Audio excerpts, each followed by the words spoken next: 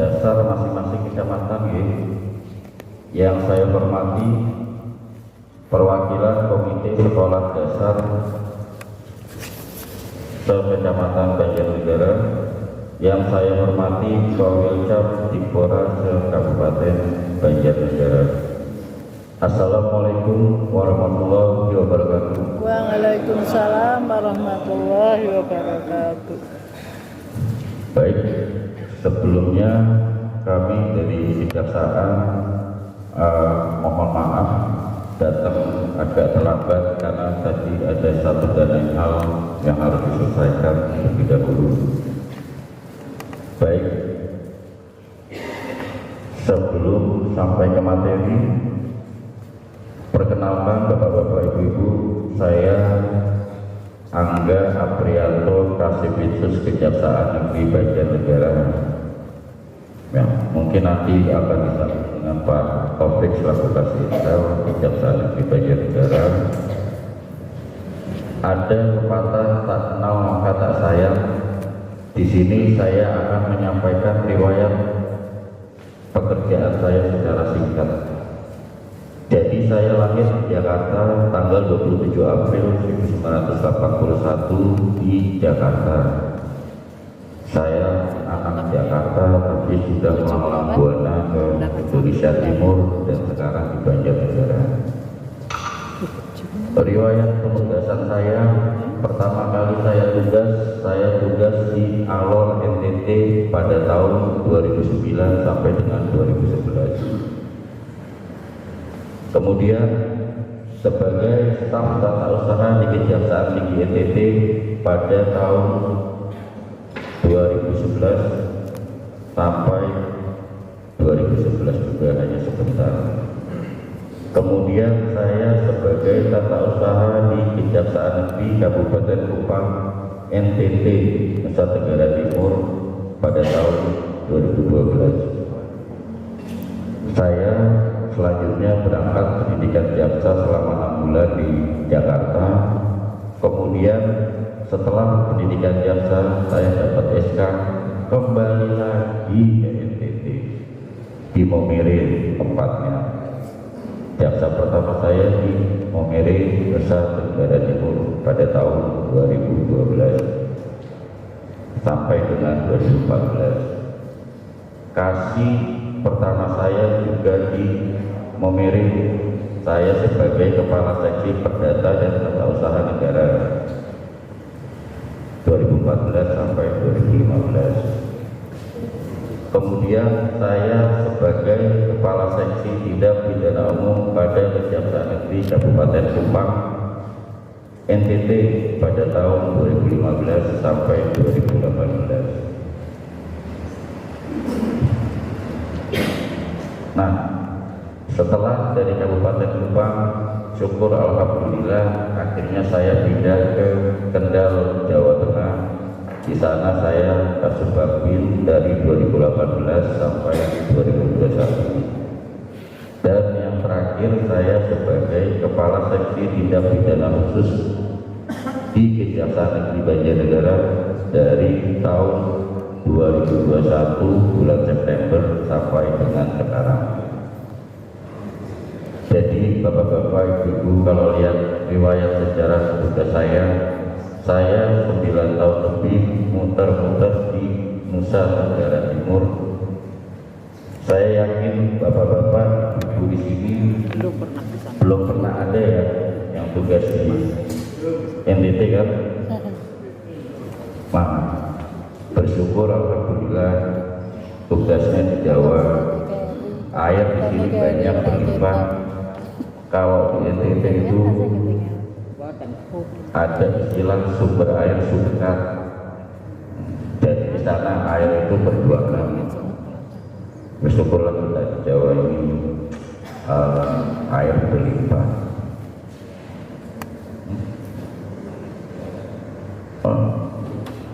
Namun demikian, dimanapun kita bertugas harus kita syukuri.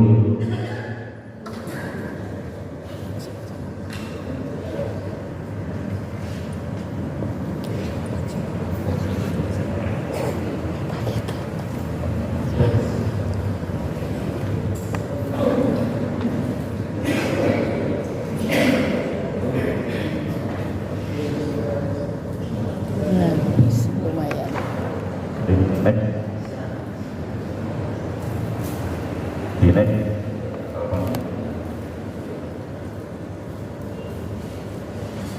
sebelum lebih lanjut, saya akan sekilas menyampaikan terkait bidang-bidang pidana khusus itu tupoksinya apa sih? Ya, segini sekilas gambaran. Seksi tindak pidana khusus mempunyai tugas melakukan pengendalian kegiatan penyelidikan, penyidikan, pra penuntutan, pemeriksaan tambahan, penuntutan, dan melaksanakan putusan pengadilan. Dalam melaksanakan tugasnya, seksi tindak pidana khusus menyelenggarakan fungsi yang pertama, penyiapan perumusan kebijakan teknis di bidang pidana khusus berupa pemberian bimbingan, pembinaan, dan pengamanan teknis.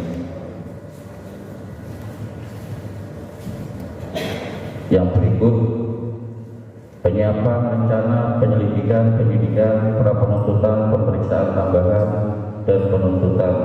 Penuntutan ini dalam arti sampai melakukan persidangan. Jadi dari awal pemeriksaan, penyelidikan, penyidikan sampai ke sidang, itu bidang khusus. Next.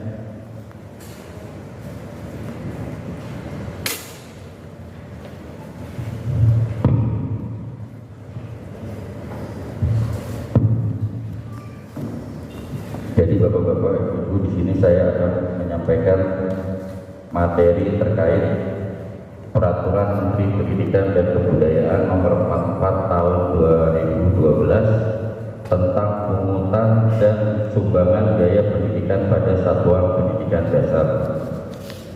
Nah, di sini ada kita lihat 4 masalah pokok pada pendidikan, yaitu yang pertama akses pendidikan.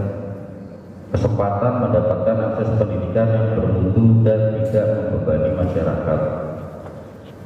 Kemudian mutu pendidikan, kualitas proses dan hasil pendidikan yang masih rendah. Yang berikut, relevansi pendidikan, rendahnya relevansi pendidikan dengan kebutuhan dan tuntutan masyarakat. Tapi ini kasuistis, kalau dijawab mungkin sudah baik, berbeda. Ya, bukan membandingkan, tapi kalau di Indonesia Timur mungkin ya berbeda sama di Jawa. Pengelolaan pendidikan, di mana masih rendahnya efisiensi dan efektivitas pengelolaan pendidikan. Next. Terkait sumber dana, di sini terkait satuan pendidikan dasar. Di sini satuan pendidikan penyelenggaraan program wajib belajar 9 tahun ini dari SD, SMP sampai dengan ya sekolah menengah pertama, itu terdapat yang pertama pungutan. Apa yang dimaksud dengan pungutan? Jadi berdasarkan Permendikbud Nomor 44 Tahun 2012, pungutan adalah penerimaan biaya pendidikan berupa uang dan atau barang atau jasa pada satuan pendidikan dasar yang berasal dari peserta didik atau orang tua wali murid secara langsung, yang bersifat wajib, mengikat, serta jumlah dan jangka waktu pemungutannya ditentukan oleh satuan pendidikan dasar. Jadi bersifat wajib dan ditentukan oleh satuan pendidikan dasar dalam hal ini pihak sekolah. Jenis yang kedua adalah sumbangan. Sumbangan itu apa sih? Berdasarkan Permendikbud Nomor 44 Tahun 2012, sumbangan itu adalah penerimaan biaya pendidikan baik berupa uang dan atau barang jasa yang diberikan oleh peserta didik, orang tua atau wali, perseorangan atau lembaga lainnya kepada satuan pendidikan dasar yang bersifat sukarela, tidak memaksa, tidak mengikat, dan tidak ditentukan oleh satuan pendidikan dasar, baik jumlah maupun jangka waktu penerimaannya. Kemudian pendanaan pendidikan. Pendanaan pendidikan adalah penyediaan sumber daya keuangan yang diperlukan untuk pengelolaan satuan pendidikan dasar. Biaya pendidikan ini sumber keuangan disediakan dan diperlukan untuk biaya satuan pendidikan, biaya penyelenggaraan dan pengelolaan pendidikan, serta biaya pribadi peserta didik sesuai peraturan perundangan. Nah, jadi bapak-bapak, ibu-ibu, itu ada yang namanya pungutan. Pungutan itu wajib. Ada yang namanya sumbangan berdasarkan Permendikbud nomor 44 tahun 2022. Ini. Nah, di sini biaya satuan pendidikan terdiri atas apa aja sih? Nah, di sini ada biaya intervensi, investasi, biaya operasi, bantuan biaya pendidikan, serta beasiswa. Next. Ini yang harus diperhatikan. Pendanaan pendidikan bersumber dari pemerintah, pemerintah daerah, dan masyarakat. Jadi ada 3 sumber, ibu-ibu, bapak-bapak. Dari pemerintah, pemerintah daerah, dan dari masyarakat. Sumber pendanaan ditentukan berdasarkan 3 prinsip, yaitu prinsip keadilan, prinsip kecukupan, dan prinsip berkelanjutan. Nah, apa itu prinsip keadilan? Jadi besarnya pendanaan pendidikan oleh pemerintah, pemerintah daerah, dan masyarakat disesuaikan dengan kemampuan masing-masing. Nah, tentunya dari pihak sekolah ada komite ya, ada komite, dan di situ ada musyawarah terkait rencana-rencana apa yang kurang dari biaya operasional atau apa. Nah, di situ disesuaikan dengan kemampuan masing-masing, namun juga menyesuaikan dengan sekolah tersebut agar sekolah tersebut juga dapat berjalan dengan baik satuan pendidikannya. Nah, prinsip yang kedua adalah prinsip kecukupan. Pendanaan pendidikan cukup untuk membiayai penyelenggaraan pendidikan yang memenuhi standar nasional pendidikan. Nah, disinilah jadi jangan sampai negara memang sudah menyiapkan anggaran, sumber-sumber cukup, namun apabila dari para orang tua wali murid, dari para komite, dengan berdasarkan musyawarah, wah ternyata demi kebaikan anak saya di sekolah ini adanya perlu kita musyawarah untuk adanya sumbangan atau pungutan demi kebaikan tempat anak kita sekolah. Nah, di situ pendanaan pendidikan cukup, tapi juga jangan berlebihan, bapak-bapak. Nah, komite juga jangan berlebihan. Musyawarah, kita mau ini sekolah masih lantai 1, kita musyawarah lah bikin lantai 4 pakai lift.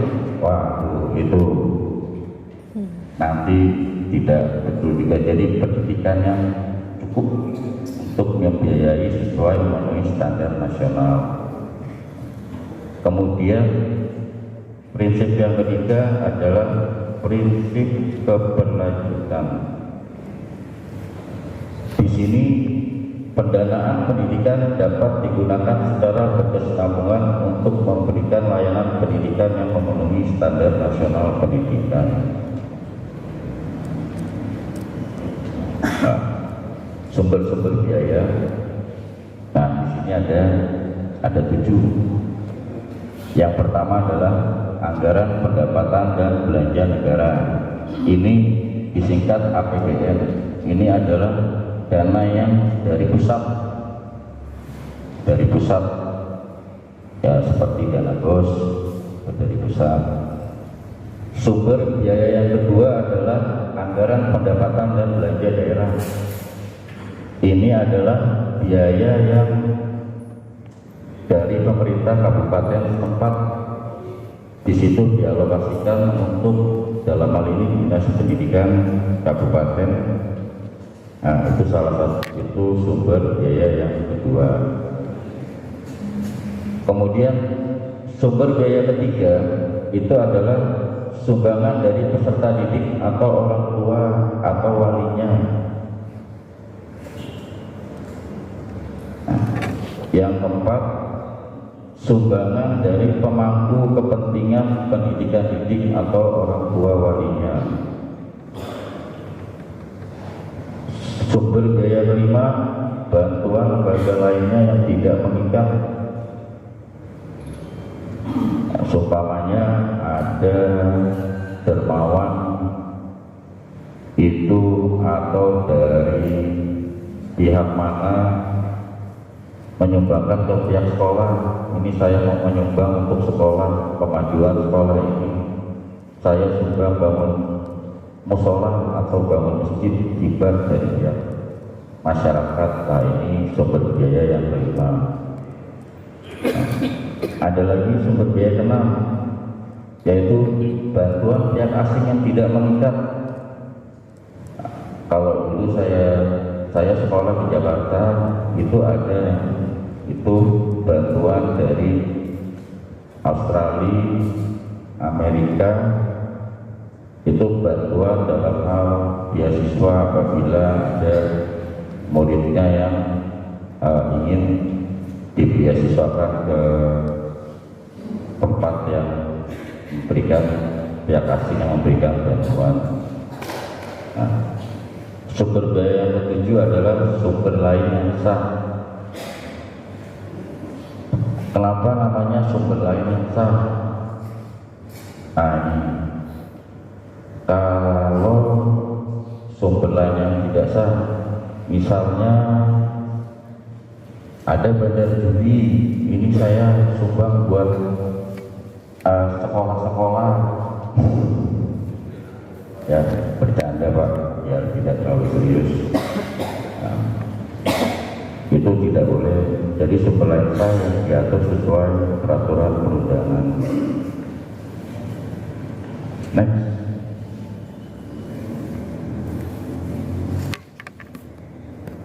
Penolakan terhadap bantuan biaya operasional satuan pendidikan dilarang memungut biaya tersebut dari peserta didik atau orang tua walinya. Nah, di sini kita jabarkan secara luas. Jadi memang betul kalau ada yang menolak, nah itu tidak dapat dipungut biaya. Namun dalam arti luas, seumpamanya orang tua wali komite ada 300 orang di sekolah tersebut. Kalau yang menolak 300 orangnya atau 200 orangnya lebih banyak, nah itu mungkin dapat dipertimbangkan untuk tidak memungut biaya dari peserta didik atau orang tua walinya. Namun kalau komite para orang tua wali sebagian besar, kalau 300 orang tua wali komite, 200 itu musyawarah mufakat, ya mungkin ada 1-2 yang menolak. Ya kalau secara legalitas hukum itu berarti bukan penolakan, karena yang musyawarah mufakat dari orang tua wali, dari komite itu jauh lebih banyak. Jadi seperti itu penjabarannya kurang lebih. Next.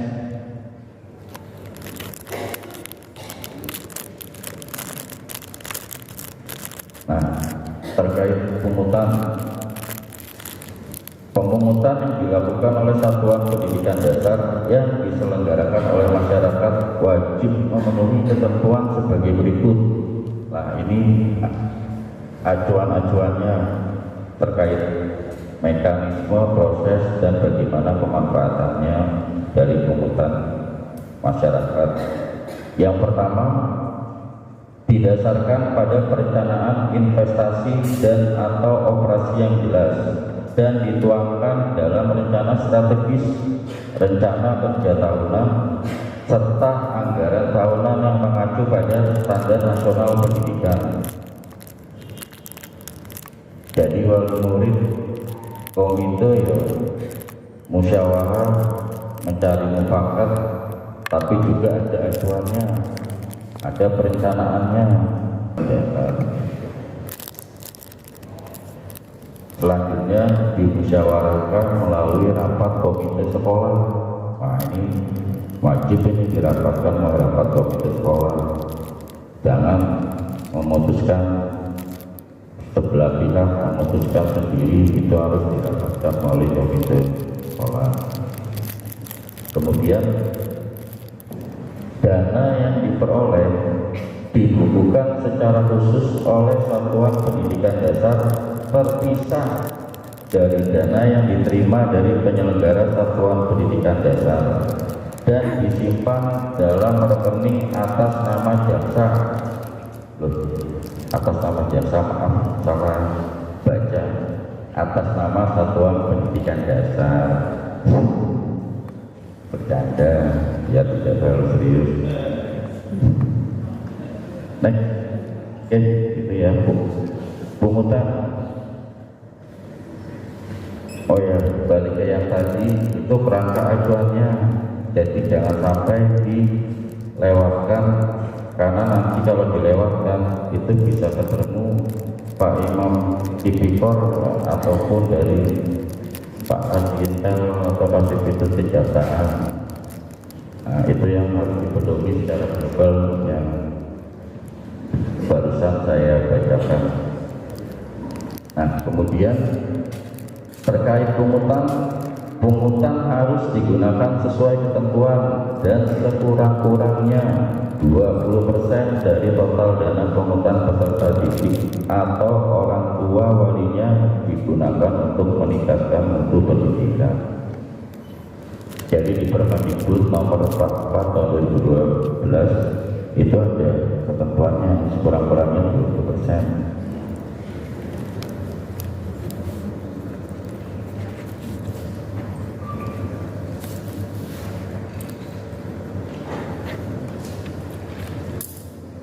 Nah, ini pungutan satuan pendidikan dasar yang diselenggarakan oleh pemerintah dan atau pemerintah daerah dilarang memungut biaya satuan pendidikan. Satuan pendidikan dasar yang diselenggarakan oleh masyarakat yang mendapatkan bantuan pemerintah dan atau pemerintah pada tahun ajaran berjalan dapat memungut biaya pendidikan yang digunakan hanya untuk memenuhi kekurangan biaya investasi dan biaya operasi. Satuan pendidikan dasar yang diselenggarakan oleh masyarakat yang tidak sedang mendapatkan bantuan pemerintah dan atau pemerintah daerah pada tahun ajaran berjalan dapat memungut biaya satuan pendidikan. Jadi sekolahnya yang diselenggarakan pemerintah, sekolahnya nggak boleh memungut, tapi komite wali murid itulah yang musyawarah dengan kerangka acuan seperti yang tadi, dengan juga berkomunikasi sinergi dengan satuan pendidikan dasar di sekolah masing-masing.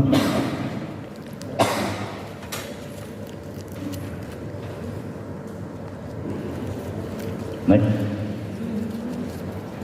Tidak boleh dilakukan kepada peserta didik atau orang tua walinya yang tidak mampu secara ekonomis.